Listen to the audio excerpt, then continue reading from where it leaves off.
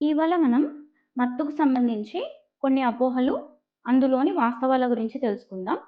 నమస్కారం అండి. నేను doctor Reshma, consultant anaesthetist, Medicover hospital, Kurnool. మొదటిది, వెన్నుపూసకి మత్తు ఇవ్వటం వలన ఫ్యూచర్‌లో విపరీతమైన నడుము నొప్పి వచ్చే అవకాశం ఉంటుందా? లేదండి. ఇది ఒట్టి అపోహ మాత్రమే. వెన్నుపూసకి మత్తు ఇవ్వటం వలన విపరీతమైన నడుము నొప్పి రావచ్చు అనటానికి ఎటువంటి ఆధారాలు లేవు. రెండవది, మత్తుకు సంబంధించిన రిస్క్ చిన్న ఆపరేషన్ అయితే తక్కువగా, పెద్ద ఆపరేషన్ అయితే ఎక్కువగా ఉంటుందా?